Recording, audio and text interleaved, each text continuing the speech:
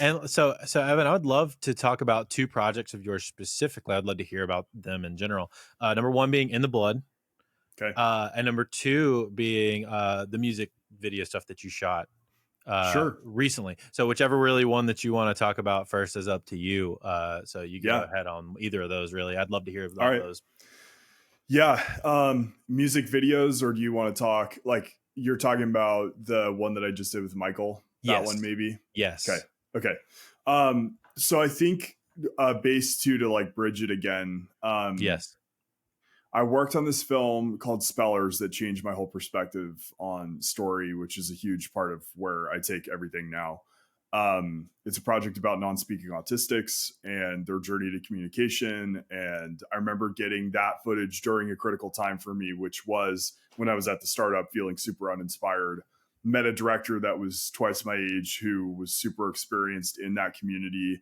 And he really showed me that making others focused work is a huge deal and it can really transcend. And Yeah. it's kind of what we were saying earlier in the docs that we love is you're like a fly on the wall watching this. Well, imagine being a fly on the wall, but make it about somebody else completely and not, not yourself as a director. There's this whole thing of self-expression that I think gets a little bit, tailored toward your in the spotlight as the director, as the writer, whatever. You deserve all the credit, all this stuff, which I think is valid. But I think I was talking to this guy yesterday who was like, you can only really do that one time. And I was like, wow, that's such an interesting perspective.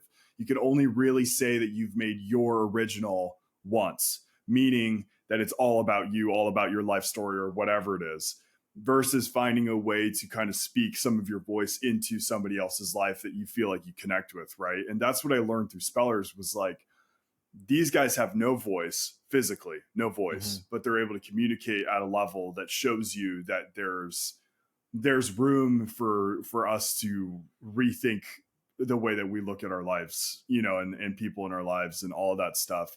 And that's where I really got into this kind of change type work that is a huge staple of me, even if I am doing a music video. There's a perspective that comes with that when you're not looking at, oh, it's got to be my way. I have to do it my way. There's no compromise. It's got to be me. Versus, wow, my team on set really has these amazing ideas. It's a big collaboration, just like your guys' work. It's a huge collaboration. Then the storytelling also has a completely different angle all of a sudden that I didn't think I was going to take. Am I going to adapt, or am I going to and make it come to light in this beautiful way? Or am I going to stick in the same zone that I have for me because I sought after it this way and not adapt and change, right? And so In the Blood, that documentary was the first that I'd ever done. It was while I was learning so much about how to structure docs through Spellers.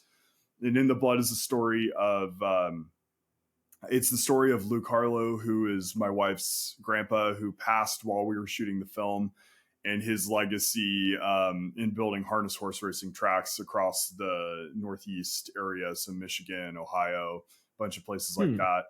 And this disconnect that he had, which really connected a lot to our road trip and moving in this remote world that we live in, all this stuff, that age didn't really, get to have those luxuries. So he received a business, this harness business that came from his uncle. He was the next in line, had to take care of the family that lived in Cincinnati, Ohio, while he was running the business in Northville, Michigan, which is 4 hours away. He lived up there 5 out of 7 days a week. He had no choice. That's what he had to do. To nowadays, while all this stuff is remote, he wouldn't have even had to live the life that he had to live apart from their family. Cincinnati is far from Michigan. That's really far. Josh is from that. Josh is from the Northeast originally. Yeah, I'm from super far. I'm from Pittsburgh, and one of my bandmates lived in Cincinnati, and we had to go to I don't know what area of Michigan he had to go to, but it was like Northville. Where's that at?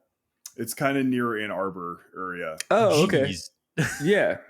So I mean, like that's really far. At least 5.5, 6 hours. It's 4 hours. I think 4 hours driving was what they did with no traffic or something, and that was the life that they had to live. But I've asked myself as a creative so many questions. I'm sure this will hit home to both of you guys.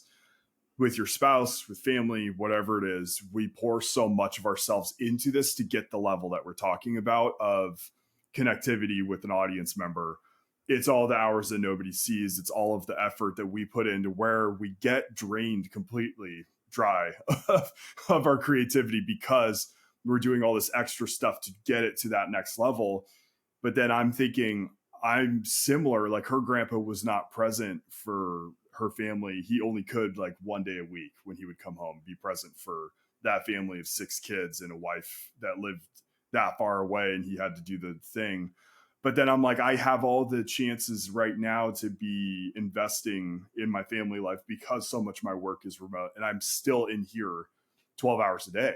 You know, like, is that really good? Like, what is the balance? And that's what I try to question in that film. Like, so he had physical separation. I don't have physical separation and I'm still in here and I'm not always present. So that's something too, I think, transparently, even just how I was raised with my dad working as much as he worked on the studio lots. We haven't really kindled our relationship, I think, until more now, which is huge because he was gone before I woke up, came back when I was asleep. That was the life that he had to live to provide for us. But now we have the opportunity right now, even though we're in this hustle culture, the opportunities now to be able to, you know, invest in our families. I know, Drew, you do a great job of that with your son and all that stuff too. Like, that's when we have kids, that's what I want to be present for. I want to get structure in place now. And that's what that film's about. I want to get structure in place now so it doesn't seep into the rest of my life fully. There'll always be moments of hustle and seasons and stuff, but there's a big mix. And as a creative, it's so hard, as you guys know, to be able to balance when you get that impulse. How do you put the impulse away for a while? If you're at dinner, you shouldn't run off to the edit room. And, you know, it's hard. It's a hard balance. Yeah, it's also one of those things where like you almost start thinking like, oh man, you know, I'm so much more, you know, fortunate than like, you know, someone like her grandfather. And then you start thinking it's like, well, for that one day a week that he was home, he didn't have his emails going off. No, he wasn't getting phone calls for revisions, you know, and it kind of makes you wonder like maybe that one day of like complete attention meant more, you know?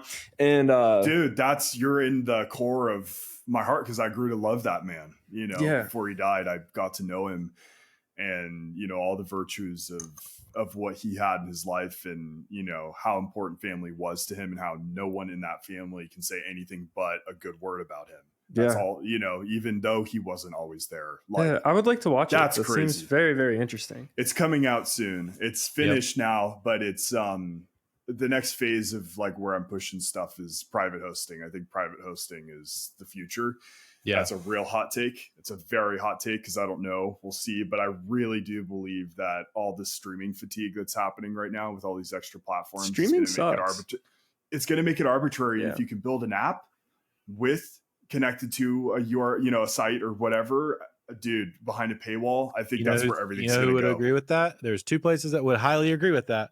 Dropout, which is previously College Humor, College Humor took all of their stuff away from their sketch comedy based stuff and a lot of like, you know, things that they did on YouTube. And they took all of that away and now they have Dropout and they are killing it, dude. Killing it in that space. And then Nebula, if you've ever heard of Nebula, and they're doing a lot on like the news and like in the YouTuber side of things where like these educational platformed YouTubers or news-based YouTubers want it to have paywall content but don't want to have to worry about self-hosting. They have created this thing that is, but it's never, they're not trying to compete with a Netflix. They're trying to have their own community inside this thing. But it allows them, go ahead, sorry, finish. Go ahead. I was just going to say it allows them to create more hyper-specific content to the people that enjoy their stuff. Also A24 has an app. A24 is also a very good example of that. See, I mean, look, even if they are, that's the thing I'm seeing in my space. I'm sure it's starting to become similar for you guys is like, so you take a film or a series like The Chosen, which started on like Angel Studios or whatever. That was all private hosted. They're like the pioneers of this in the last couple of years. In that space. Yeah. 100%. Then all of a sudden they make the whole thing. They have an audience, and which, by the way, was the whole point of the studios anyway, is if you want to get your idea recognized for an audience, go to the studios. Hopefully it gets picked up. But now the audiences are so spread out that it's like, okay, you can have an email list that pushes people right to Angel Studios. They watch that, they make tons of money. They're not splitting it with, there's no rev share with a studio or any of that stuff. They own 100%. And then they get so big that a Netflix comes to them and says, can we license? That is game over. If that starts happening, that's a huge deal. And it is happening right now.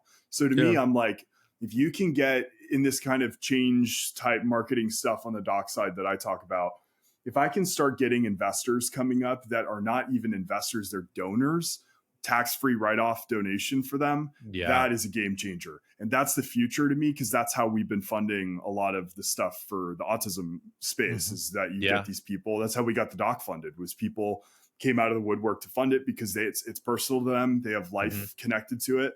And they're like, yeah, we need to get money off our plate. We'll definitely put this amount in. And we've done an amazing job raising money for that, where that's starting to happen.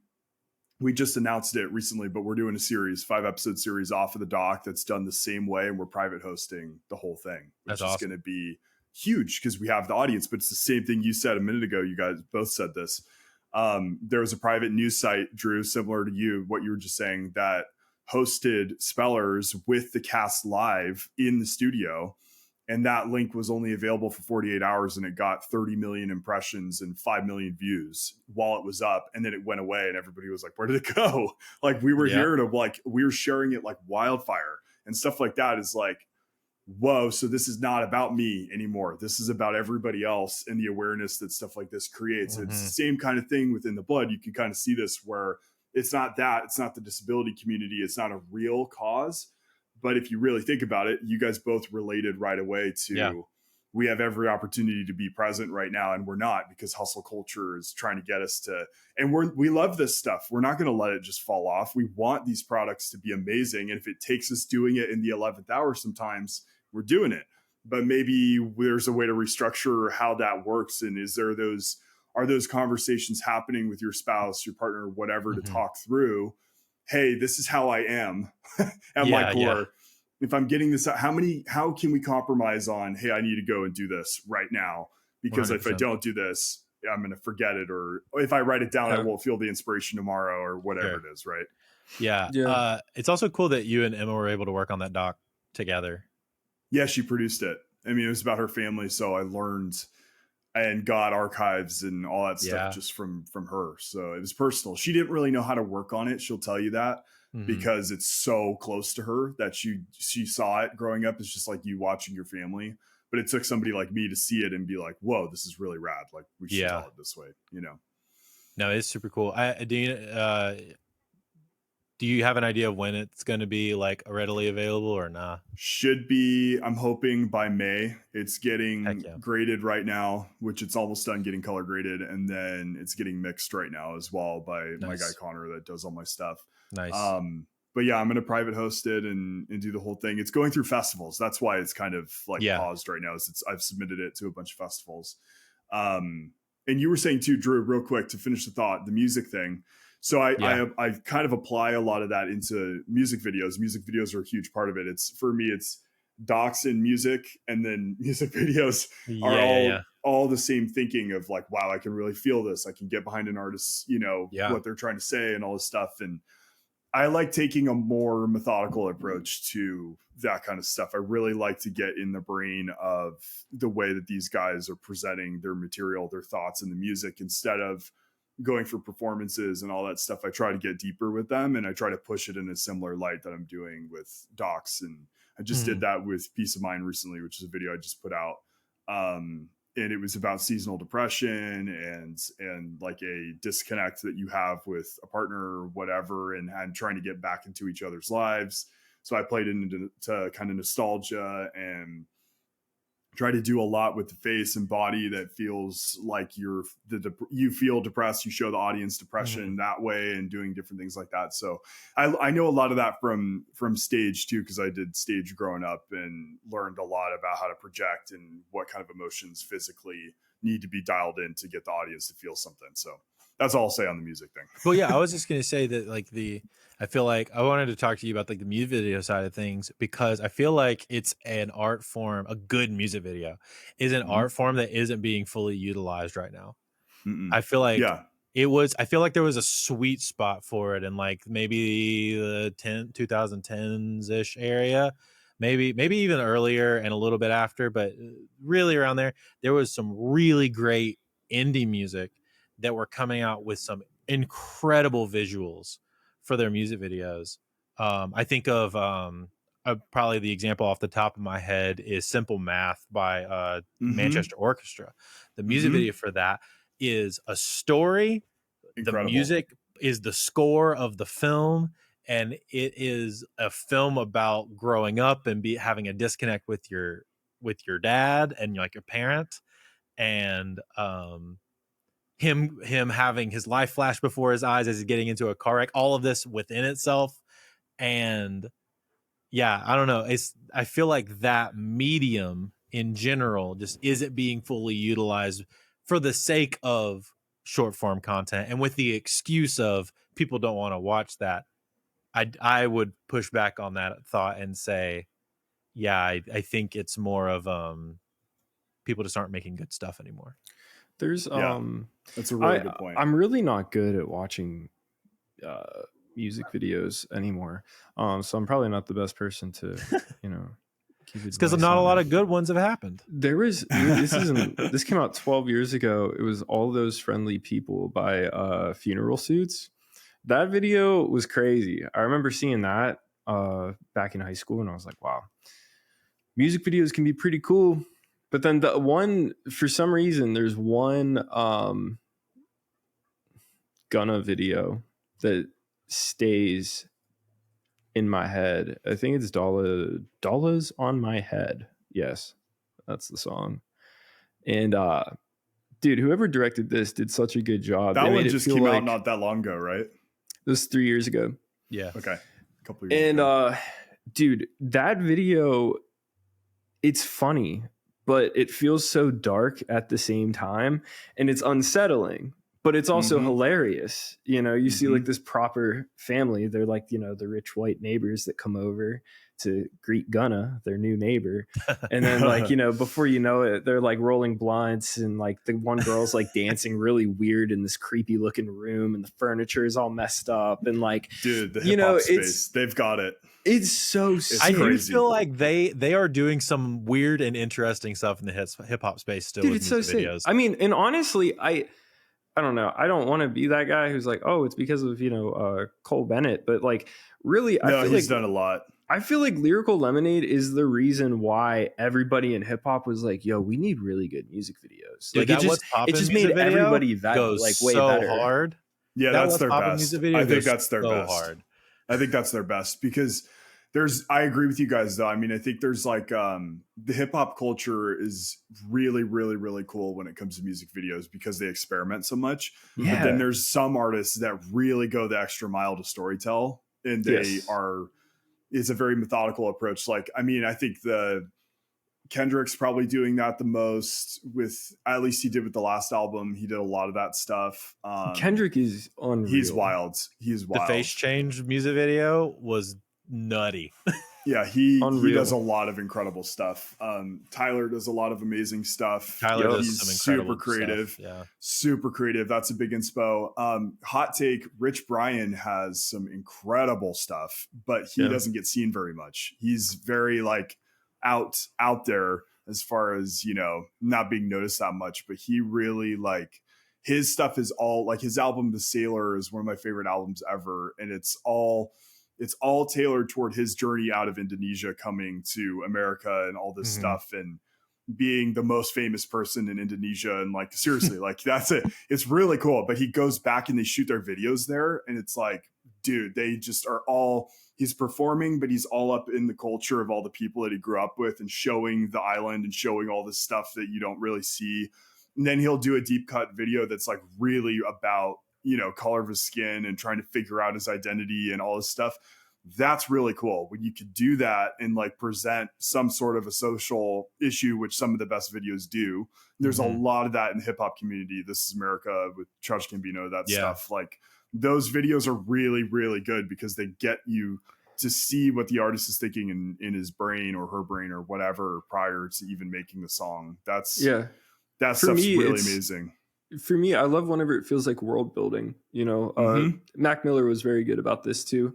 Yes, I feel like a lot of times whenever I sit down and I make a song, it's just as like visually driven as anything else. Like you could kind of see the place that you would be in when you're listening to this song, or you could see like the different settings in the song or whatever.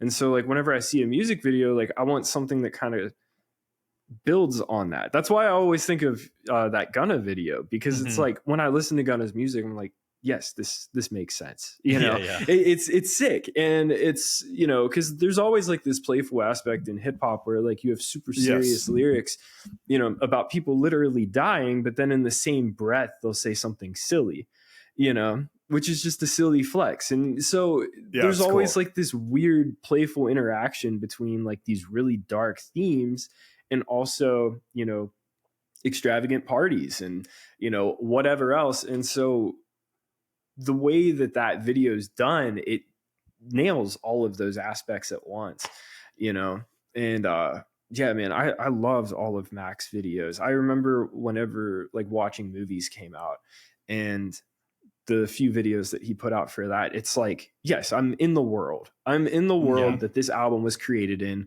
This is what he looked like whenever he made this album. He wasn't in his basement, and I think that is that's something that I think about all the time whenever I'm making music, and it's so cool whenever you see it, kind of come to life. And then other times it's just like a performance video, or it's something that isn't even like really like on brand thematically. I think that some of it has to do with, so I think these are hand in hand, right? I think these are hand in hand. The commoditization and freeness of music has now changed the way that we produce music. That has now changed because of that. The frequency of music is just scaled to an all-time high. But then also the frequency and accessibility of video recently has done the exact same thing, I would argue, to the same medium, right? So we've lost the identity of strong world building and strong storytelling in music.